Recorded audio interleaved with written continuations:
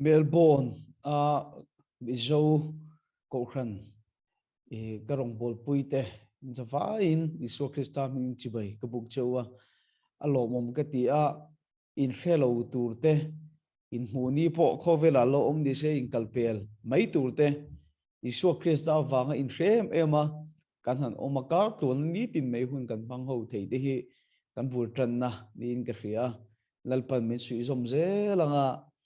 in dam chung kan dam chung hian in ta na mi poimo kata na mi poimo nang ma ni ti chak tu kanun ti chak tu nia a thaperin peton zel durin lalpan nang ma ni po lokai khoi zel se se ti hi ka tong trai sak na cheu ania rong kan bol ho the hi kalom tak zita entenge niang ti thei ti sak thei cheu kanei tam lo khop maya hei ko khan member angzat bolvel en phei chuan khelai kan hun hi kan mang thavia win ka khria kan lut di te pon ka khria kan soidu lai taka chu he crusade kan nei chung hian ka thei top pathian le intan ka chu ani ti hi khil chu ka duwa ka thei top ka chu a chu chu ka lom thu soina min pom sak turin ka du chewa lom thu thiam dewa soya heta kan rong bol na pathian hlok si lo ka chu nom ziam lowa chawang chuan he rong bol na hian pathian le intan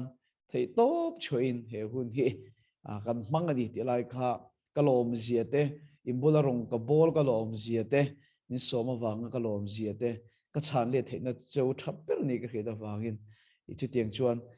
thu le thil ti mangin thei top ka chu ani ti lai kha ka han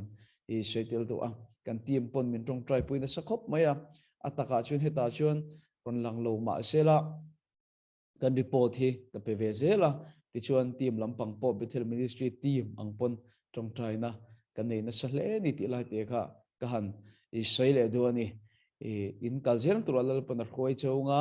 pathin remati chuan ti lama kan lo soi tong khan kan bul tran na ni se lalpan mi lo soi zom zelang ti chuan dula hlim hlimi po hi di china in kan lo soi tong khanin zai mi chau poni chung lawani hi pathian mi ni a thin lunga pathian thu ang che zai ma asak tur te mo te po sei du te pom tho mai thei chung te po chu a lo mai thei boka mai thei boka la song pon pathian ni thin lunga da na po ni mai thei po ni se nula lim hliwe kha thu soi kan tran mai zalen ta ka hun bang turin tan so ma sapot ange nula lim hlimi kan so me isu mingin hello kan bul kan tran don se moti line atop kan lo thling le ter maya in bula rong bol hi anuam ema tin ke po ani tin kan chuak lo thei silo khata te khan min she thiam ni ka ti ngoi ngoya kalna mun atang khan ka ron ti top mai zela min lo sha thiam na van ka lo ngoi ni ti kha ka lo se sadwa ti chuanin hei karle ni lai ni 13 October hianin pathian khongai na zara pathian ramati chuanin mini album hi kahla kati chuak ve dona hla pali o manga mizo hla pathum le hal khla pakhat kalo ti chuak dona chung te po chu digital platform Spotify Apple Music YouTube Music tibel bora te khana om vet dona chung te chu min lo ngai thak sak ve tun ka som du bok chewa nge pathian zara khuvela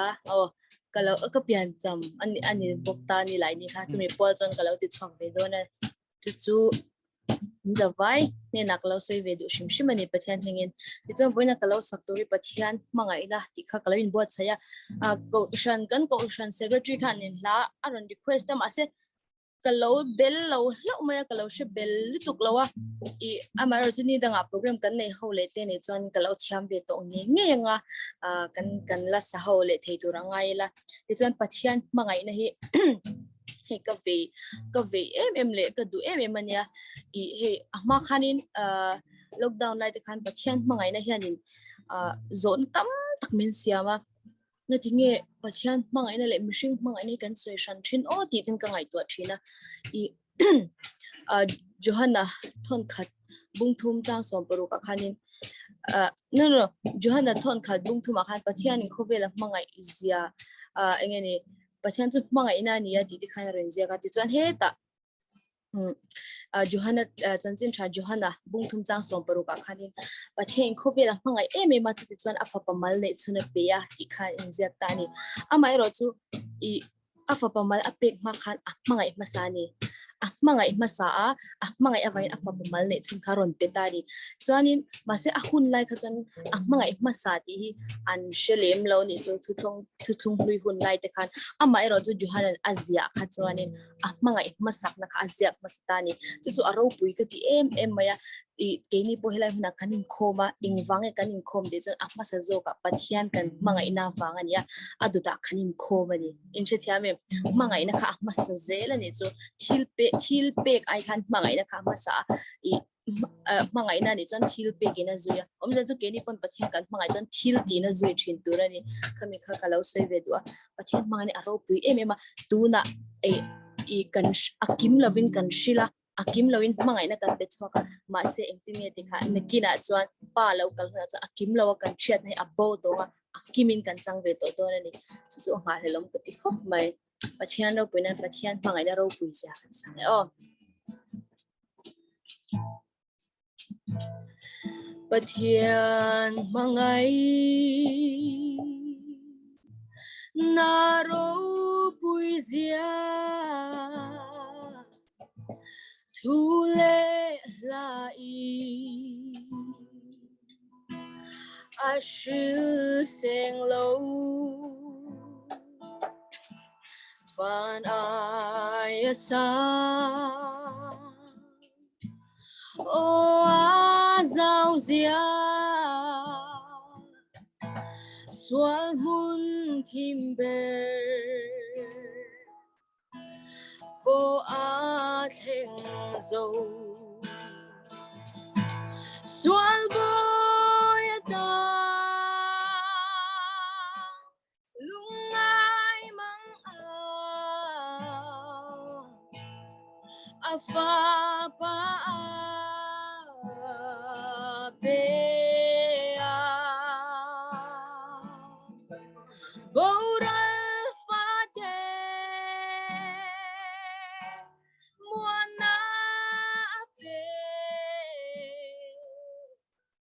an sualangai dam ta avatu ke mavana pathian mangai na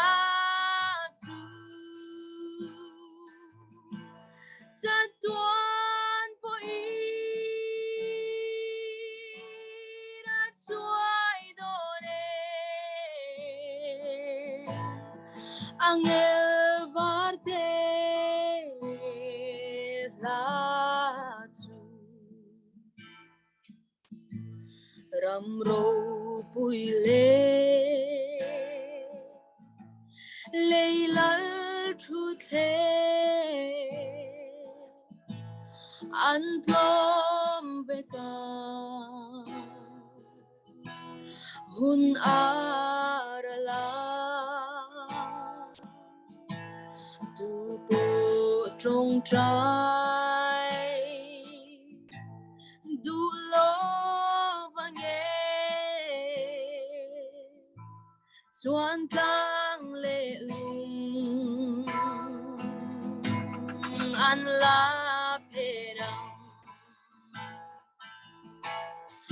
Suai lava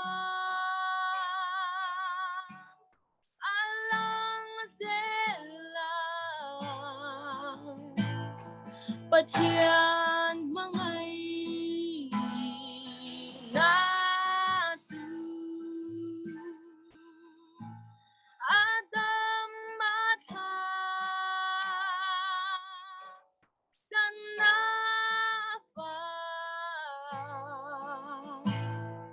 Angel varte latu Tui fin ria zawng Lâu tui chẳng se ziak na ata thing zar tin re lekha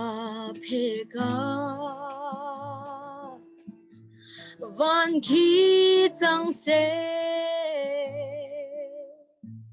ziak tu ata chuan mi tin re. Amen. Amangai na wang donila akang zawngte ange aleng don lo alai don lo an shil seng chuang lo ava thu ke na pathian mangai na chu sa tuan po na chuai done angel varte la chu tuan po sa tuan po na chuai done angel varte la chu. Amen. Lalpan ro pui na zawng chang ro se. Amen. Crusade chung zongin pathian fakna le choi moi na la thiam takle moi taka mi sak thina wangin he crusade a speaker kan in hang pon nola lim chunga lom thu ka sei tak meu ani ti chuan pathian thu kan ngai thanga heu pathian thu chu kan ngai thak zo tong tai na hun kan manganga ti chuan kan ziak tu kal tanga tong tai thu pui iron tho te ka muwa kami te mingron ziak te le zanina inkhom zong ke tan tong tai na kan mangbok don ania pathian thu thiang lim ilongai thlang tun tum chu karon chiar sei de plet dona in lo en chun zom turatan te pon kan so min kan rod du poka tum tanga tam tak atilama ka chiar lawa salmon laing ka sei tam zok thina tun tum chu salmon min kai khoi tu ani awangin salmon laya chiang non le ngai to lo turin tam do leki kan chiar ange e korin thon ni ami kha ka chiar do na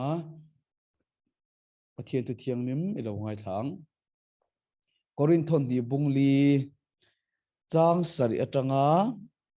chang kuana korin thon ni bungli chang sari tanga chang kuana ni ma sela thil ti theina na sat zia chu ke ma ni he na mi ni lovin pathian ta ani theizok turin chu ro chu lumbela kan vongani voina kan salmon thu pui tur chu lumbel chunga ro lu ti ni don ani lumbel chunga ro lu salmon thu pui tur ani don ani lelam anek soring kan oma nima sila kan tho ai pik silo mangangin kan oma nima sila kan be adong silo ti du dain kan oma nima sila kalsanin kan om silo vuak thugin kan oma nima sila ti boralin kan om silo nek soring kan oma kan thoi pik silo mangangin kan oma kan be dong silo ti du dain kan oma kalsanin kan om silo vuak thugin kan oma kan boral silo atini korinthon ni vek bung som pani chang sadi tang chang somna korinthon ni bung som pani chang sadi tang chang somna tin hiat tir na te chu anasat em awanga ka ingai lutuk lo nan ti sa ling mi pe ni setina tirko ku thak noi na mi mang tu tur chu chu tilo chuan ka ingai lutuk da ange chu mi chung chang thua chuan mi kian san theina lalpa chu voi thum kadila lalpa chu voi thum kadila tinan di chuan ka hne na ka khongai na itana to ke ka thil ti theina hi chaklo na sin ti fam kimin a omni atita a chu ti chuan krista thil ti theina chu ka chunga om theinan lom emin ka chaklo de ka chuang to zo kang amak hi ka ti khop mai helai thu hi helai chang ko ne chang som na phe hi chu bible changa danglam ka ti pol takhani kan chir no le tiang krista thil ti theina chu ka chunga I chunga Melbourne Mizo zong ka chunga krista thil ti then chu ka chunga om theinan lom emin ka chaklo de ka chuang to zo kang a chaklo na ni a chuan thlat ni chu wangin krista awangin chaklo na te chiat na te nexo na te ti du da na te no chep na te kalom thi na ni amak khop mai ka chaklo pia ina ni ka chak thin ni kam pathin to chiar lalpan kan zatan tharin malmi som saklo se kan salmon thu pui tur kha lumbel chunga ro lu lumbela ro lu poti theyang pathiam ma malsawm tilin itong tayang lalpa voini iko khrante chumin siam tharla minti chak thar lela e khovela hian thil rang kan tonga alo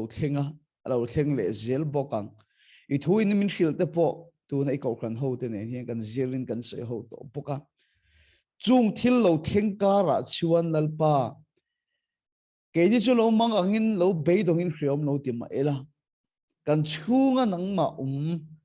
kan chakna thar hui zok tak so ma zong ai lo lang chuak la lo lang chiang la lo lang fiang che chu tu chuan voini ko khan ten I siam thar na kan mo ni ti sa cho kan e ti samamo lalpa boy puin kan boy thin ni ma sela voini hen chatuan thil zok ke ma ni chung nang ma om hi he kan tharau nun hi boy puya siam tharania ti chak thare the duratan voini hen lalpa imi te khoila riak thar thi la ti dam la kal tlang la ti chak thar le ang che min ti boy thei he kan khom nei kan du lawani lalpa I thu chu fia tak le dik tak a ngai thak kan du a min ti boy thei zong chu kan do da la tharau thirim nang chulo zale nang che engki ma lom thu kan sei chu Isu Krista min kan dilin kan lame amen ole he thu a sei don hi chuan kanu na ka thil ton pakhat atanga keipo tharau thian hi mina azira min zir tir ania chu mitam tak tan po ni do na kalom thin tak zeta he crusade ta na inti tak na te in pek na te ka mu hian kalom thina e kan pastor satom lam pangatang miron telpui zia te hi kaloma kan sei do chu voina thu cha hi pastor atanga ke sei tu speaker nang ni ngai thatu zong chaklo in ti le rongbol tu kan pui thiam lian ber te thlenga voini hian kan mamo tur ania a hol kimi na hol zau viau doning ka hria chun zom ngal tur thil ani don ani voina mi hi chu han man chun zom lampang ai ma chuan hria chun zom hin tur ania aron ti tu tur chu pathian ani don ani zantin mai hian tong trai na ka nei thin dan ka soya kan in tu na kan om ma chuan kan in hi a zawlo em thina wangin chu in zau de wa te kan son phei to a zawlo thin em awangin ke in ka chuaka ka tong trai thina ni tin mai pathian hi ka dora ka bia ka au thina ni hei pathian o ka he theilo ti te hi mitam takan thina johana bungso ma chuan ka beram ten ka on he thina ti ni bible a chuan mo chuan chuan mi hian pathian o ka he theilo kan ti thina chan hi chu a chan hi pakhat lian de mai om ni in ka hria chu ganin biak khat wang ni mai ni hen ka hria pathian o kan he theilo na chan hi chu thì trên là cái nào sẽ trần market kan Christmas bi cả phải chân Aizol bazar hi chu ari luai mấy chuyện mi kan tam em mấy chuyện nào en tiền là kan petiang cái chuak cái nu chuak bốc cái này thì chuan tùm lok em ni lovin cái bazar cả kala cái nu chu bazar reng in lo chuak ka tu dia bazar puyami tam lutuk in nek luai kara chuan cái nu chuan bazar building chunga tang biron muni cái mà thì chuan bazar building chunga tang chuan ka ming po ni lovin ama din ko duat na thinangin mate emo boya emo miron ti ni kanu chuan bitam takara nu o tam takara khan kanu chuan boya miron ti ni ma se la enganga o tam po lo ri ma se o tam takara po kanu o su ka thiar thang na theinga ka khe rang thei me mang enga tinge kan ti chuan ka du nen kan cheng du na kanim bethanga kanim biak thina wang o tam takara po kanu o chu ka thiar thang ka rang thei ni unaw te mi hi pathian ni nan len dun thina ni sana po kan sir to kha pathian ni anim biak fo thin chuan an thin lunga o tam takle zo tam takara po an ne na pathian ni na asoi du hi an rang thei thina ni al pa su fakidam lo se unaw tu kei po pathian ni kanim bethina kan leng dun thina kanin kom thina ni sana kan sir vek to kha chu dia zana ai zol dung fanga tong trai ka kalai chuan ka thin lunga lalpan thu aron saya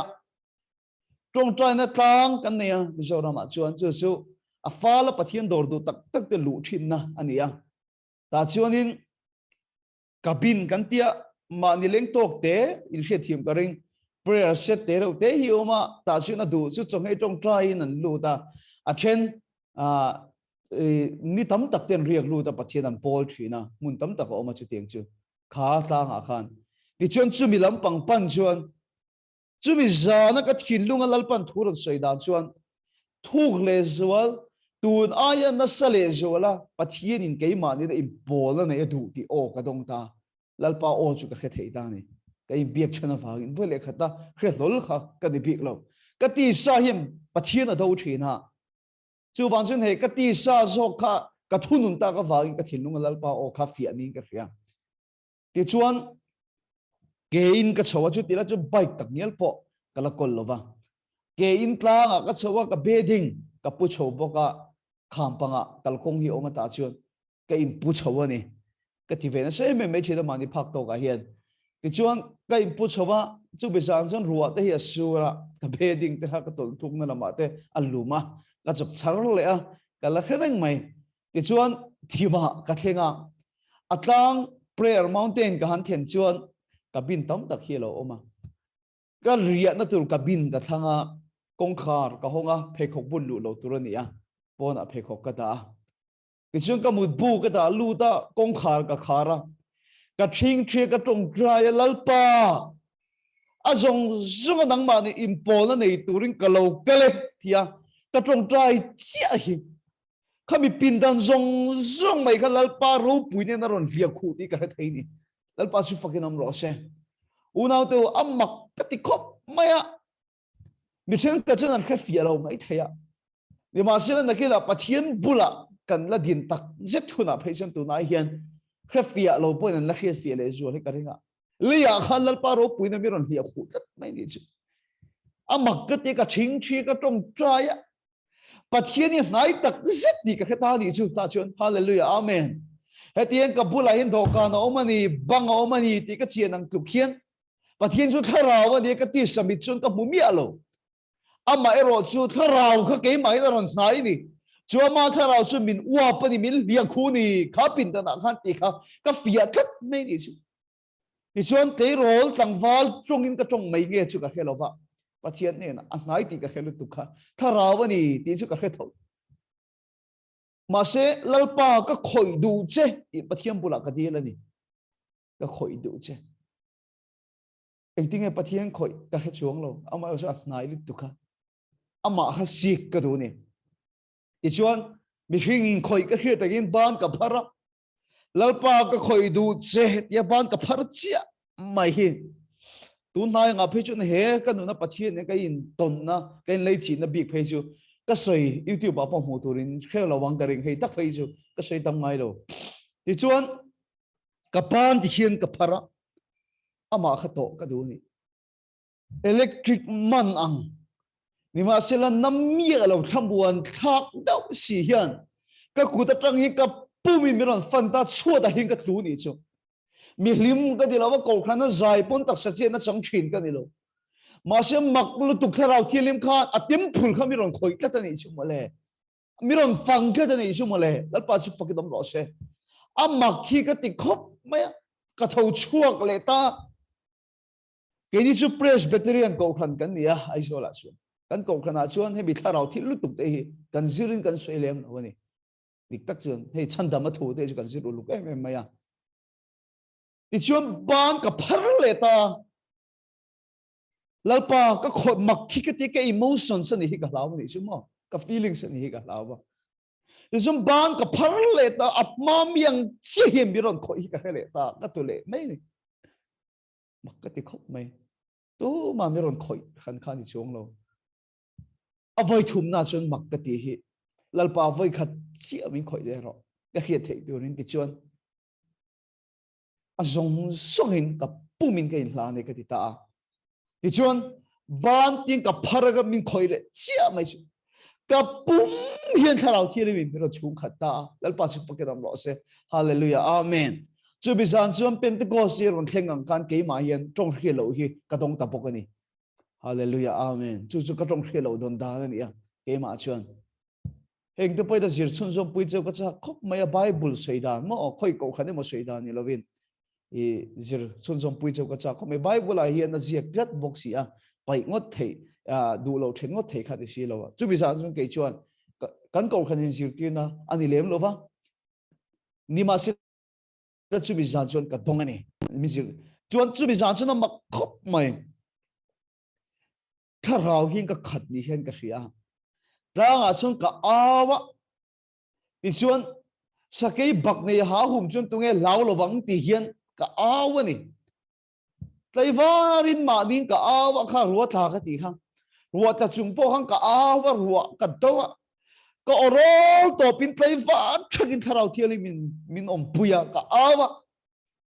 unao đâu mặc mày thì chuan gì ngã thấy chuan orol hi cái này to lâu này chứ mà cái áo nó sẽ là tụ cái orol hi cái này to lâu này cái bị tuyệt thà mặc cái gì Bible miệng khăn Lalpa mình bề vậy thảo thiên him nghe Bible gì cái attack mình coi bên đi chung mà lệ cái tí này chứ aro bùi cái tí lút tụ thì chuan cái chú mặc đâu mà chú bete ra thế này cái ăn lẩu na đi cái phía hồ cái cha cái này bete ra cái chọn cha cái hồ cái cha cái này cái chú unao tụกันlệ lốc đủ chú cái tí lại khan Lalpa mình coi rồi thì thế cái áo ngâm chân đi cái hiện chú cho hắn lại cái thôn bạc na kan real ruin thiam lo min chang ti lo chun pathia da kan huai ani atia kan nun thiang lim to lu tuk pathia ne na leng dut im pol thin kha pathia ne kan in kara nok pakhat ma hin ka helova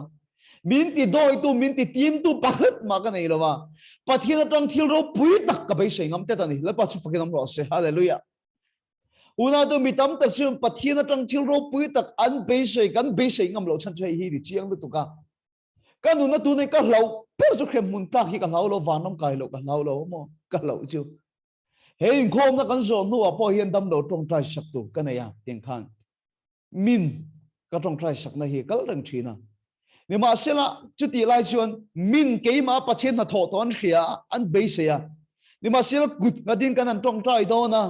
cái mà lệ bắt trên những cái là thiềm lo bị chăn tiêu tu min ti doi tu mi min khia pui si lo hi ka kola ka nei ang ti ka lau berani mi ti doi tu nei hi ka lau una tu Bible chon kan real ruin thiam lo min chan ti lo chon pathian kan huai ni hallelujah voi de hian pathian nei kan in ka ren thiam lo min chan ti tu na hian ka chia le thakhi nei pakhat ma ka nei ka hello chuan chon tun kan in khom na te pon lalpan hian thil ro pui tak in tan pon ka dil ngam ani hallelujah amen Lalpan chu fakin am ro she ti chuan Lalpan min liak wa min om pui ti ka ria ma se ke chu ho ka cha ka ni Mosia pon lalpa biel min mutiro anti zet ngam Europe na min mutiro anti zet ngam kha anun thiang him lutuk ton hi ka ringa mo ho ka cha ka chan chu kan no na pathian in puang pathian ha tho kha ho a kan venga kan khuwa ka chung ka zinga zuk nun pui kha ka cha ka ni zuk nun pui kha ka cha ka chan chu Frederick Lalrindika kha tharau thiang li min chen chin tlat to Frederick Lalrindika kan I suwa om tlat to chu zuk le thak pui le zuk nun pui le kha ka chak lu tuk to a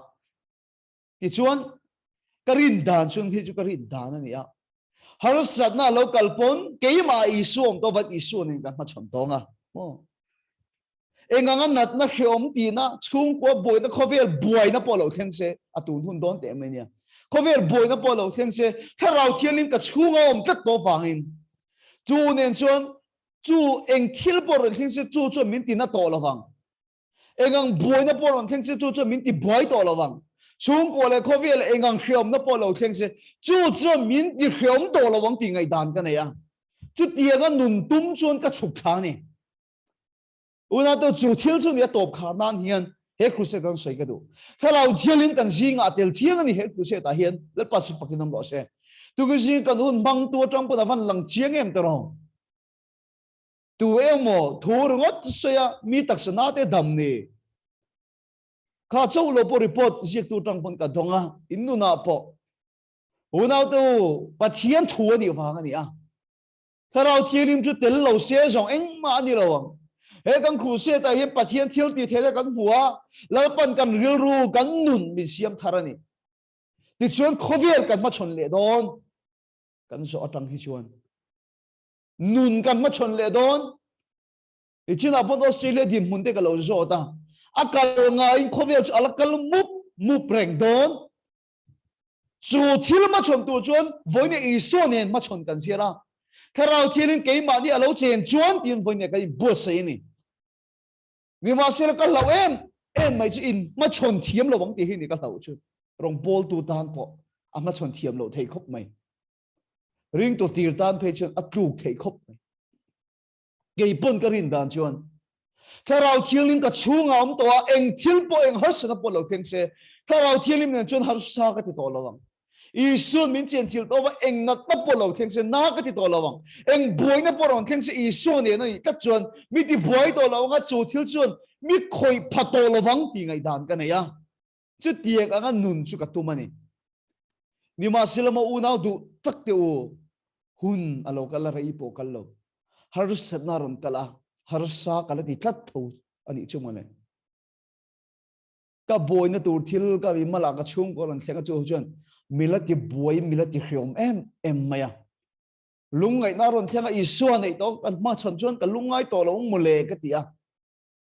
ma si milati lungai khat thawani chu mole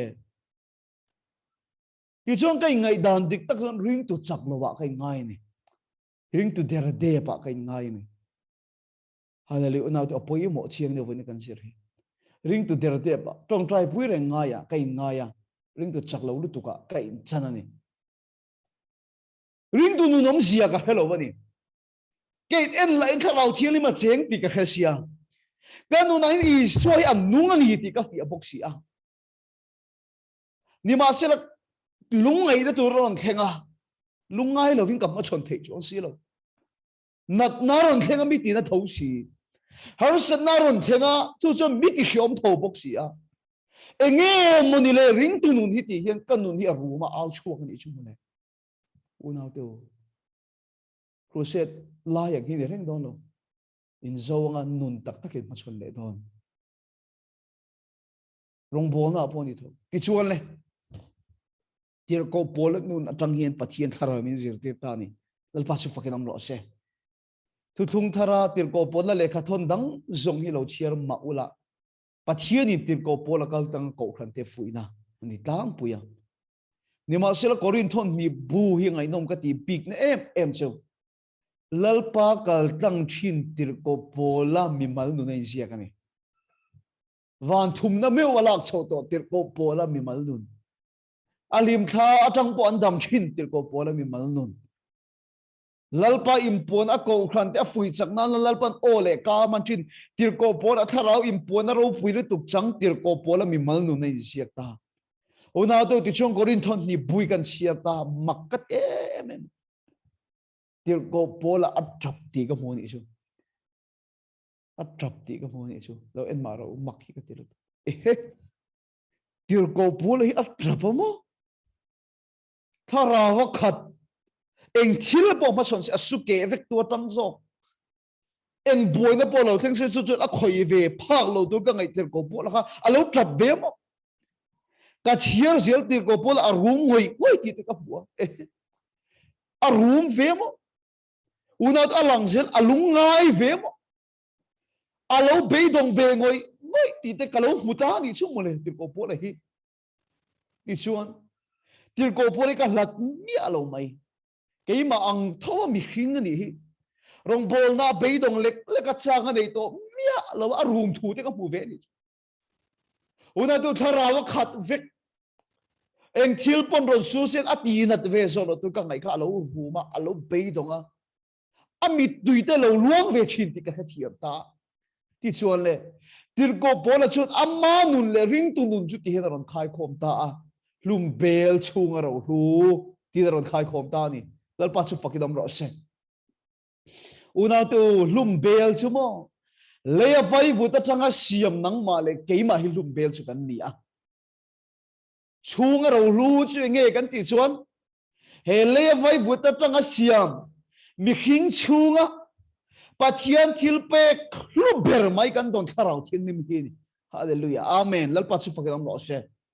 lum bel chu nang ma ke ma kan chunga lalpa thil pek lu le ro pui ber mai tharau thiang liwi kan ro lu ber ani a lum bel chunga ro lu ni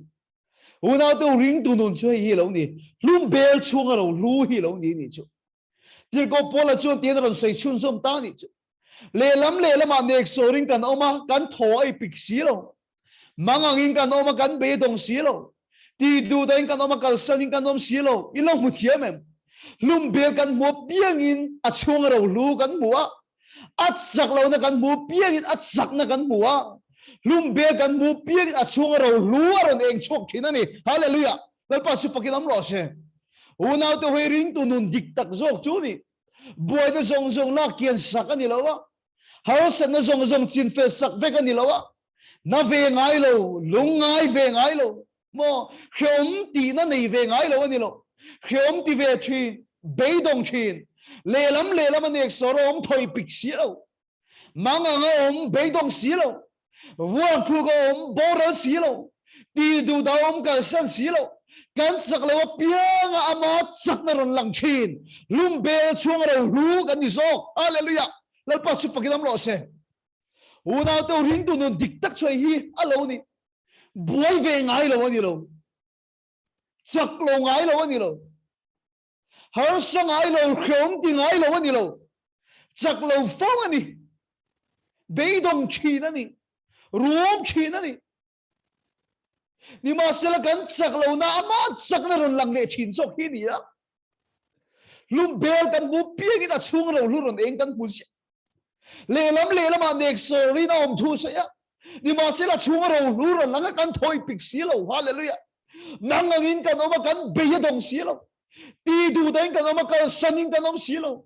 vok thukin kan oma kan bora si lo lum bel chung ro lu at sak lo na chunga pathian thil ti theng ron lang thi hi ring tu nun dik tak chu ni lalpa su pakinom ro se hallelujah unau tu he thu hi lalpa min pe ka van lom tak e boy na la ke sakhar sa chin te sakhi ni korin thon ni bung so pani chang sari chuk tha khan ron so ya tir ko ponan anu na har sat na to thu ron so ya ling sitra tir ko ku thak na ti chuan lalpa ni la kian sak turin voi thum dilani ni ma se lalpa chuan ka khong ai nei ta na to ke ka thil ti then chak lo na si ti fam kimin om ni atia unau to ti zong hian han mi tha en ti na kan peng o luilian tak ma hi omani ara le lama chuan ke ka omara le lam kho chuan rong bol ka du ni ti chuan rong bol turin longin kain karpeta zerani ni ma se rale la matang ka mu phak lawa hian suar alo ma lunglian tek ma hi lo om boka hel theini lo suar ka kal tang theilo akal tang theina bertura lunglian hian ka long hi mi lo dal ani chu ka long khal hi min dal kat me rong ka bol na tu kha ti chon pathian ni na ka tong tai ta lalpa he lung hian he har sen na lung hian ka rong bol na tu ka jin gong zo ka hring nun gong zo ati boy tat me min la kian saklo tin lalpa ni na ka dilan ka dilan min la kian sak turin lalpa ni na voi thum ka dil ta ni ma sel a voi thum na chun pathian o rang theng ta ka fa pa ka lung ka choi son sak don chenge ka lung ka la kian sak don chenge tui tam zo karon luan tiranga ka lung chuwa khat ilong ka kal tirang hallelujah lalpa su fakidam ro se unaw tu lalpa hian kan har se na tam tak min la kian sak lem lo hi nei ni ma se lalpa hian tuar ngot tura min du wang ani lo wa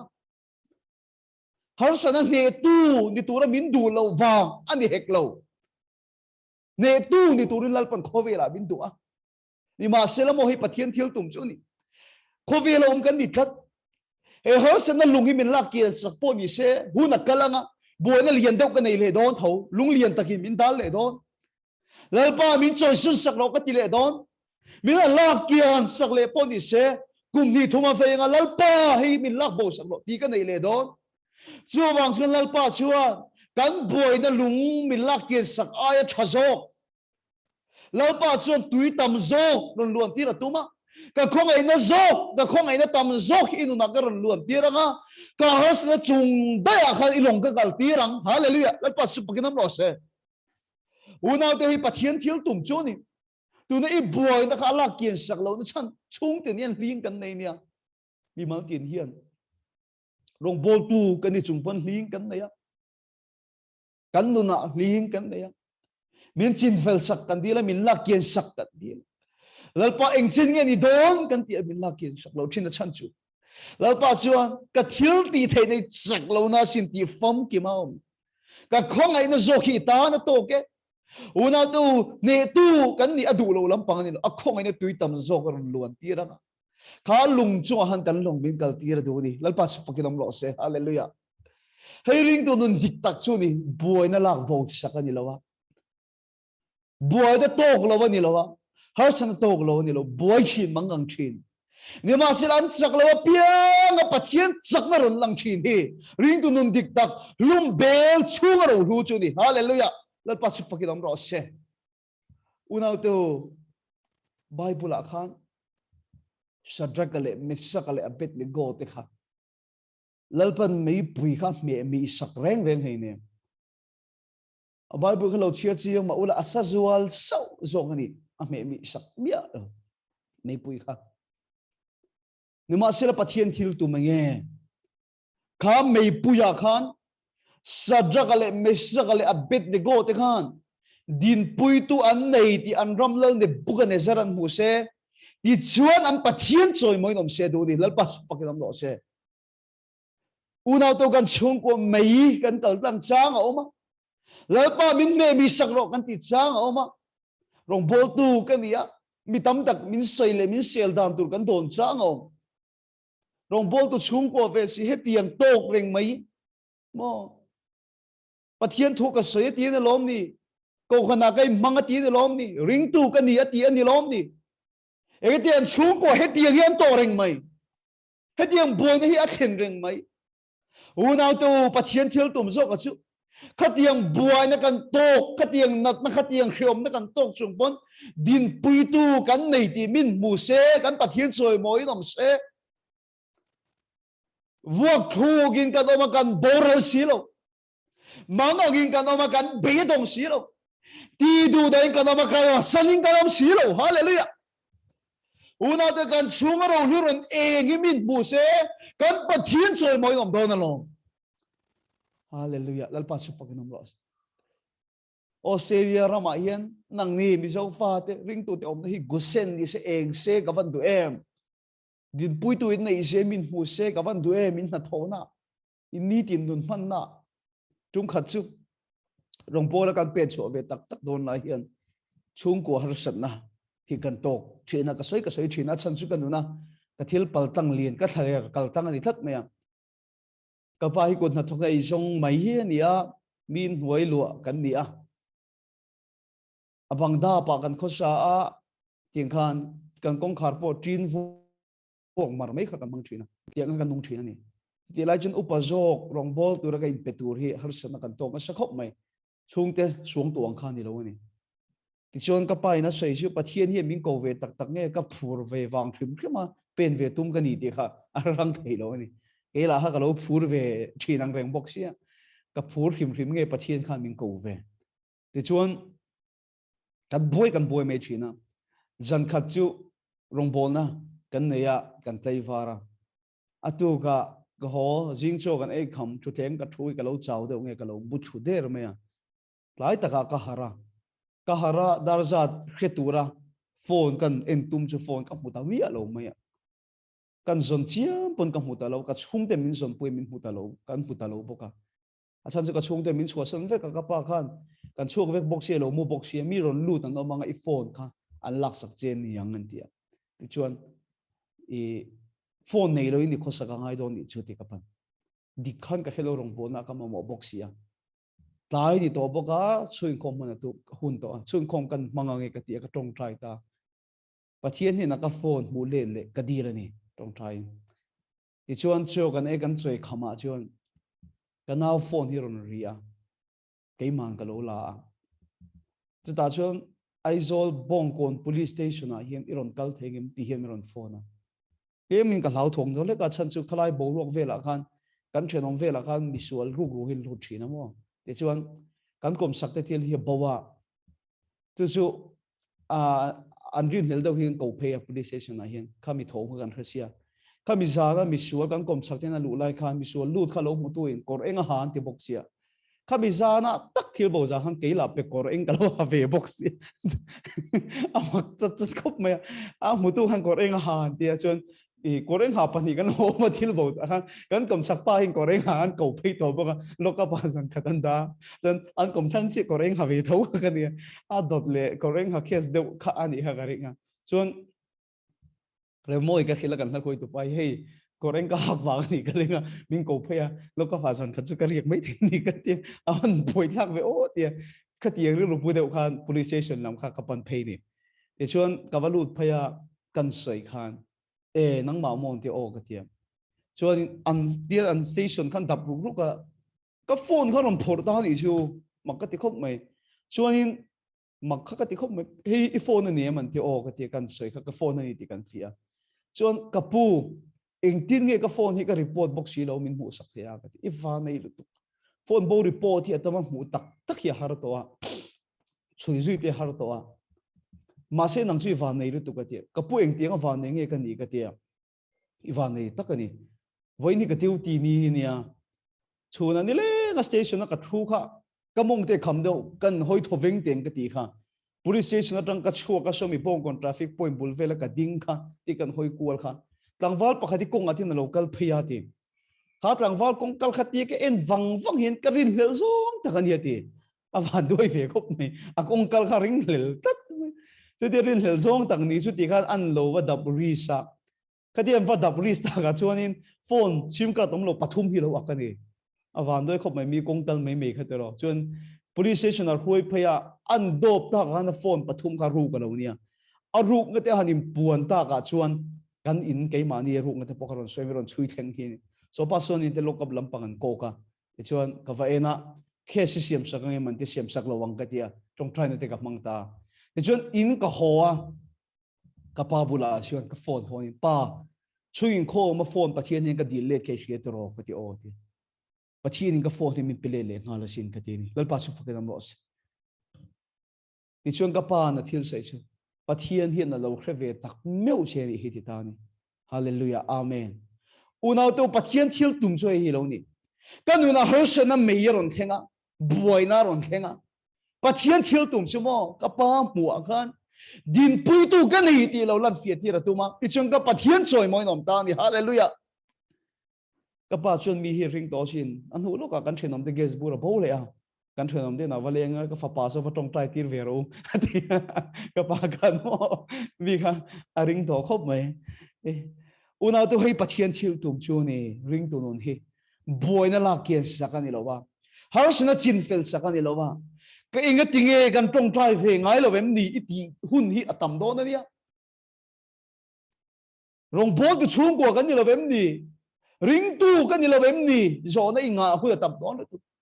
ni ma se inga ti he mai pui hi kan to reng le iti chang atamang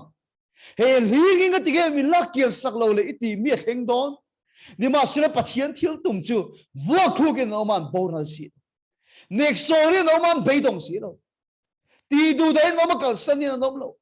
he ta en din pui tu kan nei ti ha ron lang fi do na ni ti chung kan pathian choi moi nom do na ni hallelujah lalpa su pakinom lo se rong bo tu atang mite bera in ngai khenga kan nu na kan to ni he thili chu in la tok do he crusade kan zo do tharau thiam him ne ni ma ule in tok do asi in chak lo na at chak la ron lan ti ri pathian tu zo ani lalpa su pakinom lo se hallelujah lum bel chung ro lu amo hi ka ti ke chu he thu hi mo lum bel chung ro lu amo hi ka ti ngoi ngoi maya unau tu hei hi ni kan chak na berapo kan thil ti theina berapo he kan chunga rong lu eng hi ani a kan chak na berle kan thil ti theina berpo tum kha chu kan thian pa pakhat te kan rong bol na kan hoi ve thin hi nu puiten ne ya mun danga ti khan ne ron zui ta lova ama chuan ui te thil khovela tan thi na ni a amai ro chu ti khan nu puiten nei ta ka wangin tiếng khan mà chung của har na ha tok ta a chuanin amang angkhop maya afa achia ta soi ta vek mai la nu puyan nei kha ti chuan chung của har na to ka apa in apa tang har na to ka pathian phang nuam ti deuh mai hi nia a ting tang te khan vok chiat sakani an boina kha lian khop mai chung a thil thleng kha beidong lu tuk hian miron muwa tangwal patling ti lo chuan in thap na samma he an tra tak tak lo chuan nap te atol thin hi mo chuan a te an boi thak khop ai te a na phi en khu ta ka ku dai na ron vuan le thina e an du lo chi kha ni bok si lo a in khu da a ti ka khu da he na ron vuan le thin se ka khu thi amma na ni a trap na samma a du kha na ni a be don thak khop me mi te la hi a ring em ma ya ti em min ring tu hi chu ka la hu tam pon ka hello ba aron lu chia Frederick ati enge kati tuna karon lu lim chia ka lu put ka enge ingai dan atia ngoro thia pa khati em chu mi ru ka thei bik lo kati a trap na sa to khop maya ti chuan ngoro e biak tak ri lo mai pinda da son lo om phot lei du le mula lekin ai boru that de lek no kan ti do ni katia ti chuan a re tang reng khop maya dakar ni thum ve li ama cái infon live vậy, kan dama thak le to lo zia te kha soi na sa ni chu nu na be don zia te alo in khai meng di kha hlaw ni ar e re talu tu kha fedrikan ta so min tir phaya ti ve le kanu nung te hi lo thang di kha hlaw de le ka ti chuan kavalu ta pindan kong khar ka wa hong chu mak ta em mai chu unau tu alo re chan ka thil dang ani lo wa thing thin trong trai pathian alo fak ani chu ma le makhi ka tilut tu ka anun masa ke enchon khatiang beidon na mitam tak tok ka ri anun nga yang kirle phathin sual kha sual vek tan thung go thin ni ma sela kan thiam pa ka lungai lo ni lo wa aril ruan na lo ni lo ha ni ma sela kha lungai na nim kha lungai na chirdu pa kal lai kan kha lungai na beidon na konga zo lai kan a chunga ro lu chu ron eng choka chu chon ti sakin lalpa fak yu thei ni chu male lalpa su pakinong lo se lum bel chung ro lu unau te moi ka bahan ti tak em o lum bel ro lu i chak na berani ni o ka chak na ber tu ra ni lum khat chu me che pakhat nen hian kan in koma ti chuan hei rong bol tu pathian man deuh thin hi nia ni ma sela a beidong ta pathian hian mang lu tuk ta lawa amang ngang khak kan ina hin ron lenga ti chuan kan in kom khan pathian in man thailo tak bernia ama punen thi chu khak na ke man ka nga lu tuk tok khak na hi tia ti chuan mi rela chin thu te hi min thela ni chuan soi tak tak mai ka chu mi rel kha lo chi khop mai ke ma po mi lo rel tel thin kha lo nia ke ma ai mi nan fak de lek ka chu ka rel mai je la kha tia ani chu mole mi rel chu ching tak ani chu ka tia kha tiang le nga mi rel chin to chu atik to lo khak nei ni khat to tharau thian ni min na thop pui na thei to long chi kan tia in lan na thar kan nei ta kan trong trai du ni ti chon ti hian kan in tha ta kha dang lam khop mai hei kar kan mang chen do na not bu te lo nei la ka ti ni not bu te chuan mi i rel do na piang hian i lo in su manga in sum khan i chin chia zel do ni ka ti chuan mi i rel do khan in su ngai chin chia zel do ti khan kan tha ni chuan kar thara kai mu le do ni ka ti mi rel do khan in su manga chin chia zel do ni ti chuan kar thar an chuang kai le ta ron kal le ta kai mu ta no bu chi nem ka ti o i chin chem ka ti chin che exal nge chirang le ka ti kan an chiar kar khat chung mi rel in sum sat kha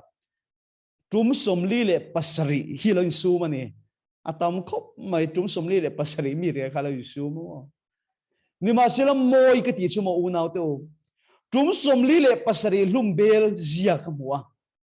tum somli le pasari achunga ro luina ro lia khu na ka mo ni lalpa su fakinam ro se hallelujah unaw to mi re du na song huat na song thinu na song bo ta fik anilo ni ma sela khang khak ngate khang ti sa chak ngate kan nei to don lo tin lam pang ani lo ni ma sel kan chu ro lui siam tharani tak zit chuan chu mi ron lia to sok thin wein ngol veina sel tang kan omem zuk le huam ngol veina pon tuna hian keima nia sim du tak kan omem rui thei thil ngol veina lakata zalen du in omem achak na atla vek don lo atla duak don lo khim bitam taka chuan mo i chak to lo em ni la chak e rui thei thil ti la zuk le huam ti bi tak i du to lo em ni la du e ni ma se la enga ti to si lo una tu chu ta tak chun din pui tu ria khu tu nei ti mi nan mu nga i pathian ang chu nei ve mi nan chak do ni hallelujah lal pa su fakilam ro se una tu inun masa zathin chetak jesual tak zai dam lo tak mai duam tak mai pam ham tak mai kha in chin ti min an khidon tang danga mun danga bai sun lam pang ani lo uira nu khai lo ngai tu ngai jo na bung ri ta mi kha isu han kal ti so le to su ati mi zong zong in an ka sun to nuwa isu na din pui maya chu mi nuwa chuan ke hi khovel en tu ka ni mi ka enga adin chun thima leng top lo bang ti sana soya hallelujah isu en kha kha uira nu ni na thenga ni lal pa su fakidam lo se ni ma selam makkat me mi tam tak camping kan ne crusade kan ne ya rui thei thil ti bi khawin na an tuk la thina chan an sei chu kan thian te lom vek sia lom hei veng an thian te rui thei thil ti thin te an hu le te kha nin ti to lo bi khar ni nan ngai thina mo min ring la lom ti te hian chon lam ani hei ko khan ho a po ni thau ga ring han dang lam tu mila nun thar han ra tu mila min kan nun luyan no khresia kong di khan ra chat mi har kan di thin ni ma sira kha uire no khoi ngai tu nga em aden lum tum tu te khwa thau ne lo mo a ring lo tu te ngat khwa khan alo ma awi re pui pa po la khosa di ra ni chu thi so la ti pui kha ni ma sira kha mi khwa khan khami khudanga khan isu na son lo re ni ma sela din pui tu iswa anei to ti binan mutat mai ni su hallelujah amen minan ring ve kang ti na ni chuang lo minan mudan ka aron dik khu pang ti na ni chuang lo ma se ro lu iswa nei to ni lalpa su fakilam lo se una to nang po dang lam i duwa izuk le muam rui the til ti thin inu na min pathian mel an mu na fia lo thing thil ho ka sai kim bek siang lo bang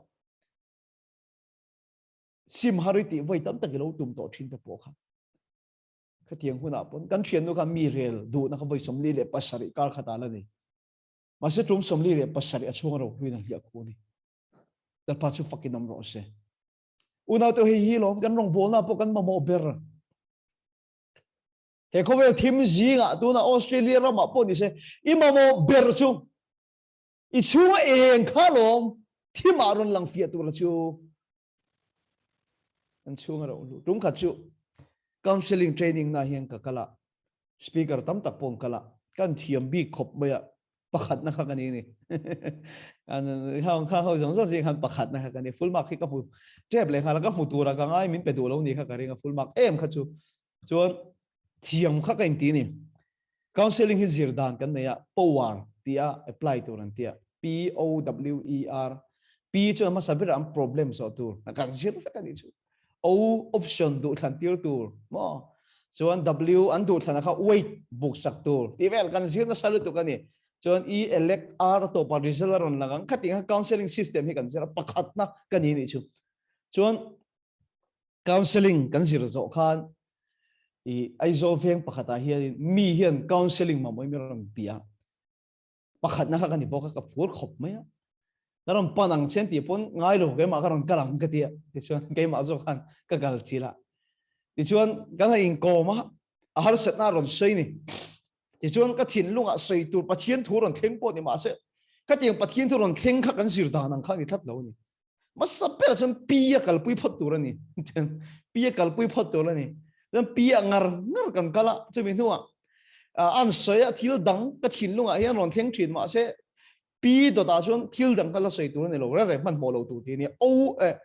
a han kal le phot tur ni ti khan POW a han kan lut chho ta ni chu da kan ni chuang kan in ko ma eng ma hi kan ang thei ta lo wa ka be dong ta ni chu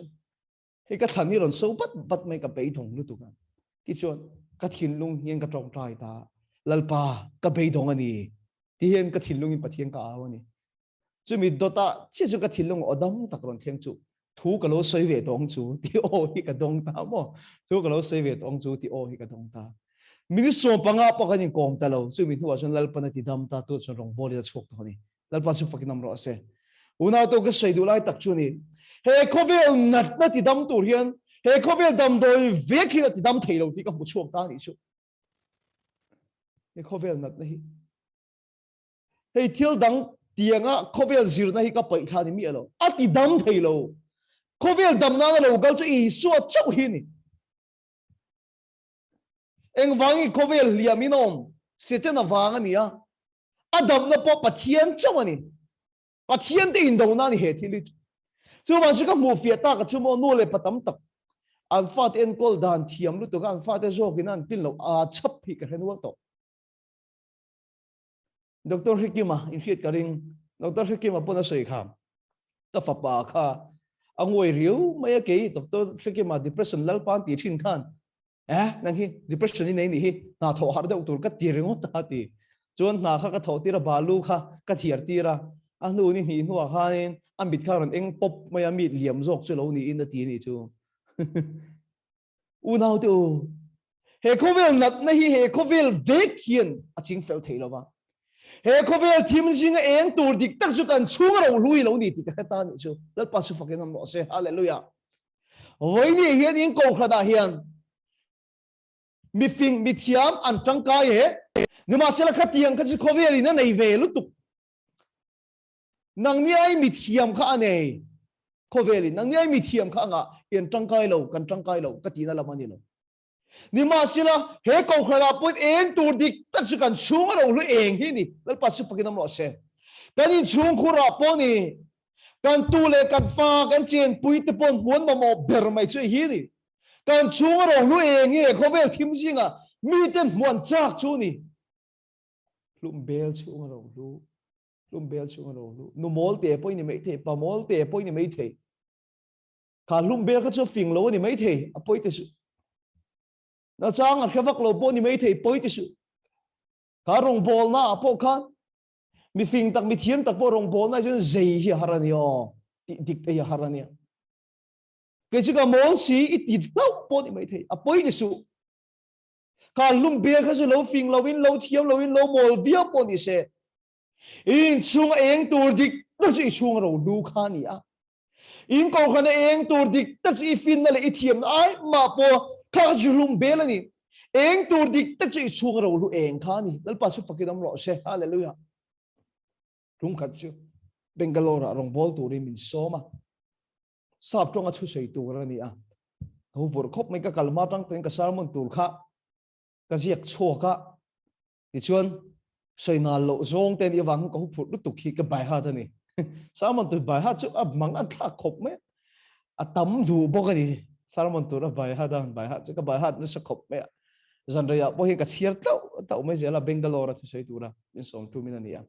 ti chuan a ziak hi ka keng poka chu ka bai ha ta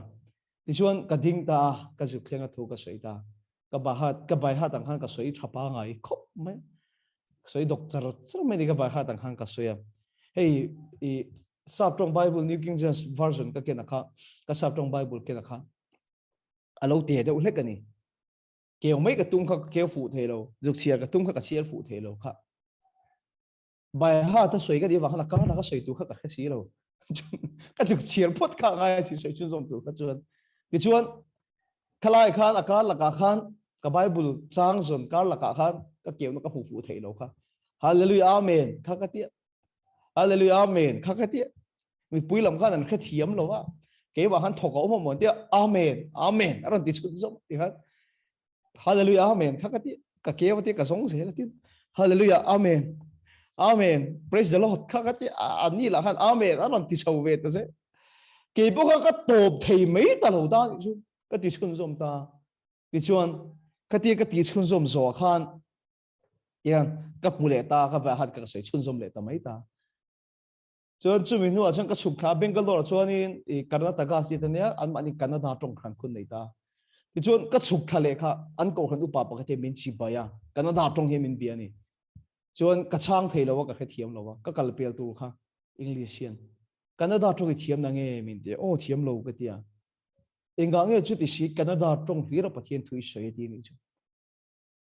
hallelujah amen cái tiếng này các anh bên ngã chuan anh trong khan lo ri ni chu lalpa chu fakin amro se hallelujah una tu vai trong cái thiam lo zia chu in khelawang nang ni ai pon ka thiam lawang India ma om bitam tak chu ni lo ma ula ek do ti char chia ka thiam ma dang hi ka khe to lo tu la pon han soi me ka tum pon char kheng ba ka thiam lo ni chu pani deu ti hi ka ria chuan in bahut ti ve ka ria acha ti ve luthin ti ve ka ria ni maya adang hi ka khe tak tak lo re nga remoi ne kan deputy speaker vai ram kan sin tuin kan thiam lo ani hin vai tong ka thiam ma dia a thiam tak tak lo nge ka khelo wa taxi man kan tuma vai pa kha vai tungin remoi na bia vai pa na khe thiam box hi lo remoi khan vai tong khan na bi na khe box hi ke na dik zok kha ka khe box hi lo wa remoi hin vai tong khan na bia vai pa na khe thiam box hi lo alu thinga kal dei ma ya ti chon chu min huwa chun taxi kan phar le a taxi driver ka remoi chon a vai tong thiam box khan an be le ya chon chu vai pa pu a khe thiam lo le ta ni an huwa khanin khalaya vai mo kan ti kha a taxi pa hi lai be chon mizo tong ne ron tong dol me ya hoya chuan moin kal do na atia mizo kha vai tong khan kan lo in piang ka lo nia he di ve khan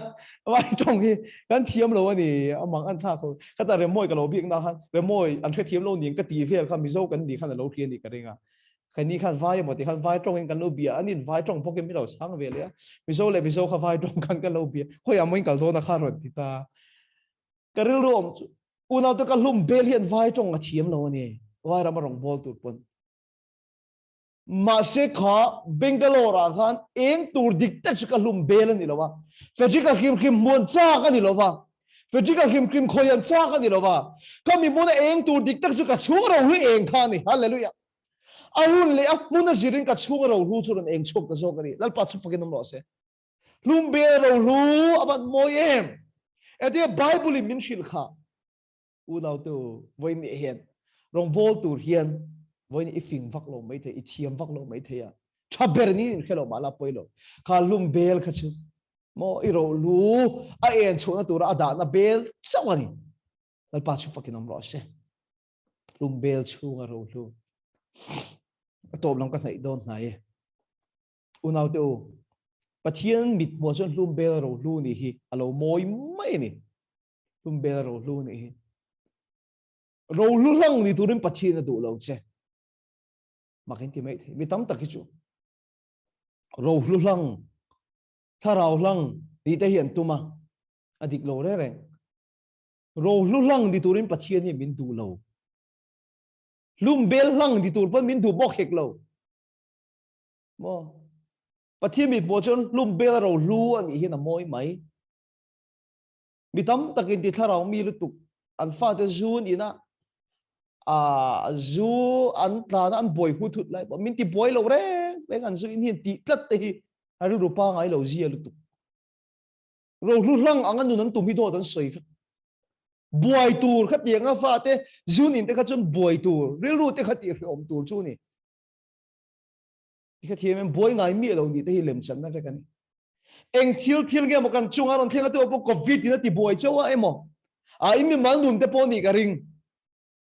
hei hian min ti boy ve lo re har sa ka ti lo reng ti te hi do vek ami hring ru pa ngai lo ji lu tu har sa ti tu hiom ti tu ete bible min khil kha lo mem min kat sak lo ni ka chuang to so kang krista thil ti thian chu ka chuang om theinan chu wangin ti du da na te hiom na te no chep na te ka lom khin kat sak lo na pathian sak ka chu lang khin ani hallelujah lal pa su pakin am lo se una tu chu ni ring tu nun dik tak chu boy ve ngai lo ang tak tharau mi ni an tum te le man chang mai mai ni cái tiền khai lem chẳng turin cái đủ lâu chứ rồi lăng đi turin lại vẫn min đủ lâu lum bel lăng đi turin vẫn min đủ xuống lâu in cái chuyện em đi sa zia lúc tục đi sa lu lúc tục lăng turin vẫn min đủ lâu mang ang chin bay đông chin zao chin ni mà sẽ là cần chắc lâu na mà chắc là rồi lăng chin đi đủ đào ông cái sân xí lâu mang ang ông bay đông xí lâu vô khu cái ông bố ra xí lâu kan chak lo na ma chak ron lang chin hi pathian ro puina ron lan dan tur chu lum bel chung ro lu hallelujah alpa su pakilam ro se hallelujah amen una tu hey lalpan ring tu na adu dan tak chu ani lum bel chung ro voi ni hian in ti chak tu ra kal khom ni mai ra he thu zok hi khil du che lo chak lo wang che lâu bay đồng chứ, lâu cố bằng chứ, ít chắc nó mà chuồn tụt bạc hết mà này lâu có biết lâu tụt sập bằng chứ, in tí chắc rồi tôi có khom như vậy là, vậy này hiền, bay đồng đi là, chào rồi, chắc lâu rồi, ít sim tụm tất cả ít thầy lâu gì hết rồi, ít chặt tụm thầy gì lâu ít gì hết rồi, amen. với tấm tất cả thiếu tất cả tỷ to là vì tôi mà sim thì tôi mà ít thầy lâu tiền bông rồi in chung của ta nó chặt bụi tụm tất cả bấy đồng rồi với này hiền amen nhưng mà sẽ là với này cái bắt chia thì mình khil tu sọc cho hay này lồm em mình cắt sạc lâu nó cắt chuông to sọc Krista thiếu thì thế nó cắt chuông ông thấy nó chú vàng in tỷ đủ đạc na thế nó chép na thế bấy đồng na thế cái lồm chi cắt sạc lâu piang cái này cắt sạc chín này hallelujah với đi ít sạc lâu na lalpa rô pui na ron lần thế nó tu ra tan ít sạc na khá bắt hiền mail liệt tiếng lâu lắm ít thật khui khá ít khá về lại lalpa sạc na ron lăng đó nè cả chỗ mấy lalpa cả cái ngắm to lâu với là hiền dân như là hiền cắt trà vẫn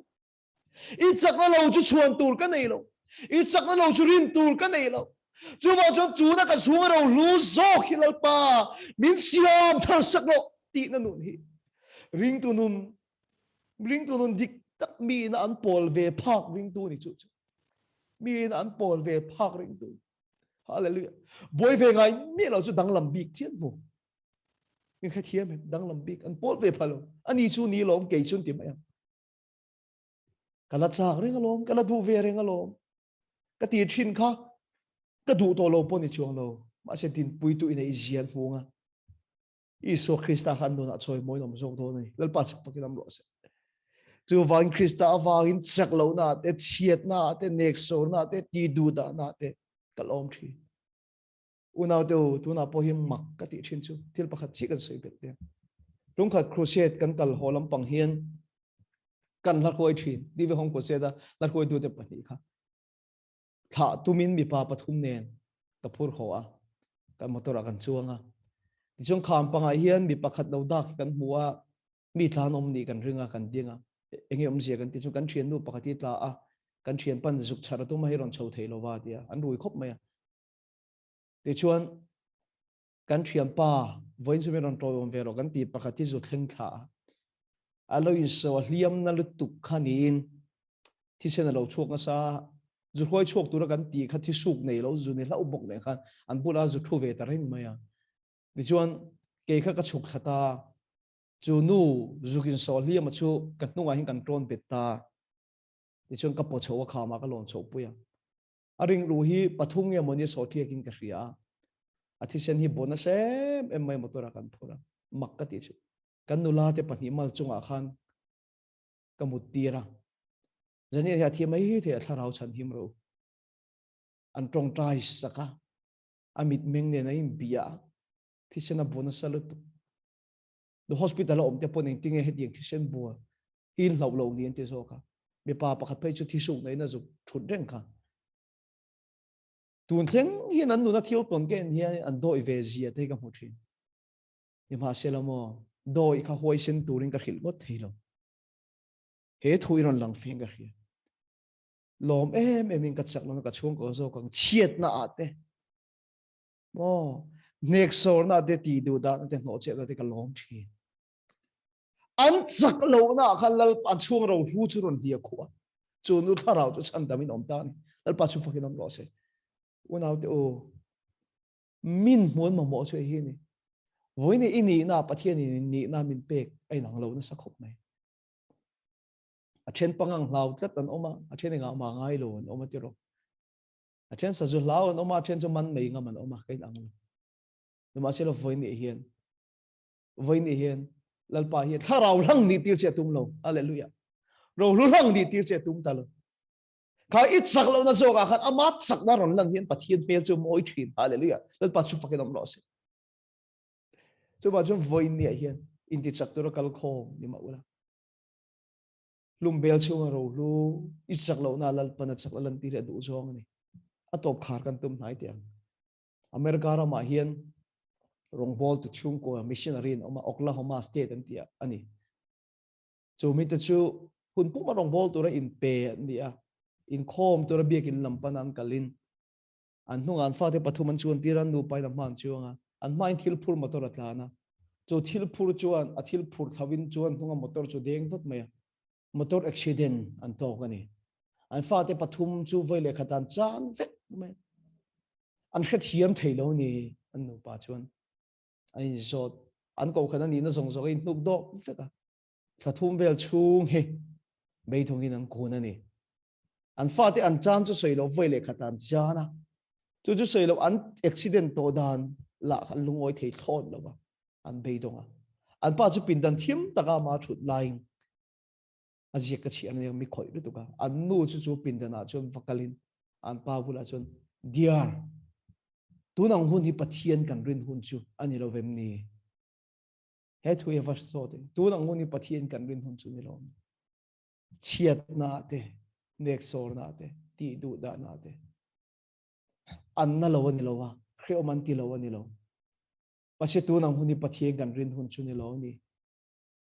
an chung ro lu chu ron eng chuk le tu na chon missionary ro pui takan ni an testimonial ziak la ta zo ni lal pa chu fakidam lo se hallelujah tu nai hun khiri to ken hun har sai to ken tu nang le ze la I chau chi pathia ni phasan mai so in na dang ni nei to no voi ni hen ko kham bi pui du tak tu ka zot du chu dear tu nang hun ka pathia ni rin hun chu ani lovem ni khovelin ko khanin mi mal nunin mi khia pui phak lo in chung kwa po ni mai the nang ma ni I tu mi ne the lo po ni mai the voi ni a hian I chak na thar hui lo thala in thuam na thin lo phel la tu nang huni pathian kan rin hun chu ani lovem ni la davida nge po anu pui fana wa chung ko zong zong mel makuta khan unau te u pathian a in ti chak le a davida khan thila ti sol le ni han ngei to lok te mi nu pui lo ui re ni alum belgia halo lang ani mi nu pui lo ui re ni ending e sa ma khan ji atong trai na khan unau te Lalpa he ka thil ti suala he min ngai dam lo ti tong tai na kha ne ya ni ma se la chu a sei or ber ani lo Lalpa ka lo rum bel zia le da lut tu ka ni hi chu ma se Lalpa ke ma hian thil nung thialim ta tu siam ka ko chu ngai kharau dik ta ku siam thar le ro I mi chan dam lim dam in pe le ro Lalpa ka lo ui re ta ni ma se la ka lo rum bel zia le ta ni hi ni ma se Lalpa tu na hian ke ma hian ka chunga ro lui min siam thar sak le ro tin Lalpa de cho dil ni una du tak do vaini Lalpan siam thar sak chawa du choi hin ina lum bel zia le ta po ni mai the rong bol tu ni si Lalpa khira nga thil kan khir to lo atam mai the kan chung ko pa mi hing mit zo ka thil kan en kan ngai thak kan soi atam to zok via mai the chumia wa kan ti lo lo tur kan ti ko khan chung ko hen atam to em ni ma se la vona Davida tong trai nei kan pro mangai Lalpa kan lo lum bel zia le ta kan khir dan kan soi dan kan che dan po lo lum bel zia le ta ni ma se Lalpa ke mai voi ne hian tharau dik ta ku siam thar le ro imi chandam lim na chumin pe le ro ke mai thin lung thiang lim ta chu siam la ka chunga ro lu chumin siam thar sak le ro hallelujah amen chu ka chunga ro lu churon eng chuak le se unau tu sual ka nei lo mai ti chang hi ka nei chu ni ma se la ka nei khop mai ti ka khale thi sual ka nei lo mai ti chang hi ka nei tak tak ka nei Lalpa ro lui mi ron hlia khu tak tak hian ka sual a zawng zawng mi ron hlia khu thina me ma se la min hlia khu lo ero chuan Frederick Lalrindika hi mi te nom mai ani se ka pu ve le thi hallelujah Lalpa van ro puem Lalpa su pakin am ro ase una to voini ke ipon ka mo ke ma hi tharau dik tak siam thar le ka chunga ro lu min pe ke min siam thar sak le ro Frederick Lalrindika ri goti chak lo beidong ani eng ma ni lo room chin rong bol na po dai pel lik le ka ni ka pen to lo mai do ne moni ti a beidong ve chin ka ni ni ma se la voini ka chunga ro lu zok la pa min siam thar sak le thina ka chak na lo na ma chak na in ka pel le thina ka thei na lo na ma thei na thar khui chu ka ring zok thin hallelujah Lalpa su pakin am ro se una de chu chak na ring ni lo ila sang ni le som panga tang kan hun pumin rong ka bol to kami ba kha Lalpa su min huai to hun pu ma rong bola ka impact tu na hian una de sang ni som panga bitam tak chu rong bona lian tak ken chun a rit olania thil kan ken argi chon tu pol bitam tak chu Mizoram tia ta rong bona ron nei hian rayan thei lo thi ni ma sila pathian zara ni tian ro puina tang ro pui le zo na pa mi huai thi Frederick Lalrindika hi ka dang lam big wa ka ni lo ka chak la hol tu ka bul na yo piang in ka pan na la hian putak tak ania unau de ti mi ka ti top mai do de moni ka ti chang te ka nei ni o mi khet lem no wa hi tim te ko khom fe ka ti top to mai tur emoni ti chang te ka nei ti du dha na ka to ka be don cha o nek che pa ko ma ka be don chang hi avan tam tak e ni ma se ka chunga ro lu zo la tam siam thar sa le thina ka chak lo na ma chak na ron lang thina ma gi nom mai la kan be dong lo ti diu dai nom mai la kal saling kan nom lo vo khu gi nom mai la kan boran si lo kan chunga ro lu chu ron eng chuak zok thina ni Lalpa su fakin up no se vo in ti chak le zual tu ra kal khom te hi lo chak lo le zual tu ring ka du zok chewa huai sen thar tu ra rong kal khom te hi tu ai ma hian lo be dong ula ka du tak zet chewa chu in chak lo na zo ka Lalpa ro pui na ron lang hi voi ne hian a moi ani din pui tu in nei ti min an pu nga mi chak lo mi der de mai kha din pui tu in nei mai pu ya po I pathian chi bai buk ve an du pha do na ni chu lum bel chung ro lu ring tu no boy thit har sa thin mang ang thin boy na tang lak chu ani lo har sa chin fel sak vet ni lo boy thin mang ang thin a chung ro lu na ria khu thin chu chu thim jing ron eng fi thin ring tu lum bel ro lu Lalpa ni chung ro lu chu lo siam thar sak cheu se lum bel lang ni athalo ro lu lang ni tum bok lo tu lum bel chung ro lu alon em pathian in mo alo moi mai thin ani kan thu sei Lalpan kan zatan atharin mal mi som sak ro se pathian ma kunin itong tayang hallelujah lalpa lom thu gan khilate oi ne gan zawai ma hian ke ma nen thil nung thilim chak chu siam la tharau dik tak chu min siam thar sak leng che tu na hian mi te amal te nan tan ka dil sak e unau tu in rem chan chon in ma in kut lo do ula tharau thilim kan som do na ni tharau thilim kan som do na ni o tharau thilim local la kan tha ti chakla an chu om tharau thilim che chho tu in che chho nan tu rin kai hong e I temple kan hey temple te hi kan lo pol lo to do song song chu Isu Krista thi sen cho min sil fai la min ngai dam la an pumin khiak thar chu thi le la he lum be zo chuak la I khiak thilim cho luan fai leng che hale lalpa khiak thina cho tim pumin tu nei fan cheu ro se in chi batak in ke thengin thara thilim chon tu na nge me hian khoi cheu ro se pathian chu hun le munin adai dang lo tu na dang ma dia thara dik tak chu siam thar ni se I swimming thara thilim bi khoi cheu ro se fan cheu ro se in thara munu beidong to ti sa zia ina lia khu to ti sa mit apu ti sa bengru ta ngai tha ti sa thil te ti to te kha vodia lalpan in chuwa thara chu tu na khoin siam thar cheu ro se siam thar cheu ro se thara thiani mi khoi cheu ro se tu na lo phang don cheu a in lu tang in ke phang don cheu in pum lo in hong ro le thara thiani mi phang cheu ro se ti chak thar cheu ro se in chuwa thara om chu po da ti sa po na in khe thei khopin phang cheu ro se taksan na nei zong ka tan I swimming kan tong ta ye sualin khobela liam le sual phor na tu nei swimming lo dam ro se an sual awang ni lo sual phor na so ki tu nei swimming phet ni ro se an chia chu I he to awang tu na hian an chia chon ma ni su ni se taksan na ben von zong te luta ke na ta zong I so na zari I swimming kam phele mu bang lampanga sualina ti boy thin ni no ma suang to na dreams kan tia ti boy thin in nom ti ka ria chu phor chi swimming phel kha ro se lo nei na man thin mu tharau thiani mi la khoi don tlat chu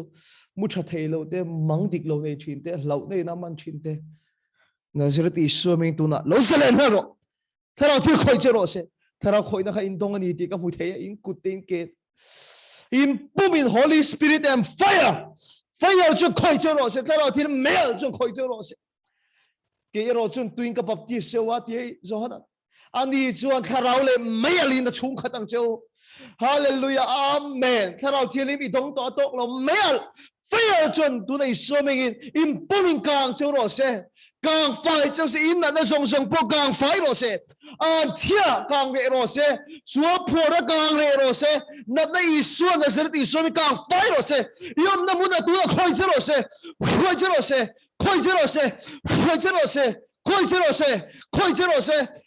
se tu nei swimming khoi che ro se na ser ti swimming I pumin khoi che ro se hallelujah amen na zong lo dam ro se tu na mingin ziak te poi lo dam vek ro se fai na hi an chien ya setana khovela liam na ni setana wang ni khovela liam a chu dia bol na thoti bor ral turin Isu local idu na setana na tho setana wang khovela liam ni a chu o mi ni wang I tor na chu Isu I tor na tor to wangin tu na zarat Isu mi dam na chu chan do ni lo chang ro dam na chu chan do ni lo chang ro setana khovela liam atira nat na om lo chiat na om lo setana khovela liam ai chu setana an chia chu chung om gan I awangin mi chen kan van do yang zelin kan to ka ma se chu tiang ngo ta kan om lalpa na phallo van kan thlen huna kan dam chaw ani lo khovela kan dam le nan Isu kan nat na phura I nat na kha I phur to tur ani lo Isu na phur to i swimming in tuna lo dam ro dam na kai ta ni i ru tha lo te thu ka pe alo in siam rem ha lo se ru dik lo te iso nazaret iso min ka bia cheu ka khil cheu tu na hi nazaret iso min lo in siam rem ha lo se ru tha lo te iso min tu na hi lo in siam rem ha lo se thu ka pe iso krista min kalna te iso krista min lo dam ro se tu na hian I kal chu thu ka pe tu na hian lo dam ha lo se anat na chu ti top ni ro se chỉ công ding lama block om chu a bok chu tu na iso min lo in son ro se I taksa ni to lovin I taksa ni to lo a bok chu iso min lo in son bo ro se chỉ công ding lama block chu tu na iso min lo in phel ro se lung na lo dam ro se bit chak lo mit lo fia ro se fanau nei the lo te lalpa hian nu pa ni tu ra min siam a chan chu chi tha ama ga isa ka zong ani far ngot ni lo ama nga isak mi ron pian ti ra tu mani mal ka so ma che fanei the lo phorn chu iso min ka phela lalpa antan fa ipe ka hi leya chang turin phorn kan phela kut ka ti mal ka so chewa fa lo pa the turin mal ka so ma chew mui vung iso min lo re se thana luna lo re se kai iso min lo re se sainas iso min lo dam ro se ko na lo dam ro se lung phu tha lo iso min tu na lo dam ro se hallelujah amen ko het thin iso min lo dam se luna ben von zong zong iso min lo re vek ro se hallelujah amen tu na in lu tang in ke thing iso min tharau thiali mi mal ka som se wa tharau thil mal som ma chon fan cheu se lu ka dil sak ber cheu chu in chu nga tharau dik tak chu lalpa siam thar sak cheu se in pumin chu tharau chon luain ti huai sian in ti chakin hallelujah amen siam thar cheu ro se an chia zong zong kan phela nat na kan phela dam na lo theng se lalpa ni chung ro lu chu tu na siam thar sak cheu ro se lalpa I ko khan dei thuam la en ko lang che lom thu kan se lalpa chung zong zong chu iso min kan dir karon la ne amen amen lalpa chu fakinam ro se jinga hun kan mang thei hi ka lom tak se ta huai tu tharau thiang them chu huai don chewa iso kan rin khan iso khan te me lo ring mo pula karon lam leng cheu ati lo wa van thlen thlenga min huai tu kan ma mo ni lo kan le thlenga chu le tlak fo chak lo kan ni ti hria min huai tu rin tharau thiang ni min pe ni choma cho he crusade thi kan zo to ni pon huai tu tharau thirim chu a huai chewa sual thua te fel thua te thiam lo a hriat tir thin chewa isu nen a huai thleng zel don chew ni lalpanin zai malsawm cheu se keile bethel ministry team te chuan tun chau ni lo hian kan lo tong tai pui thin ang cheu ti in kan ti thei sang ber kan tha cheu ani kan huai tu ne kan hunom ro se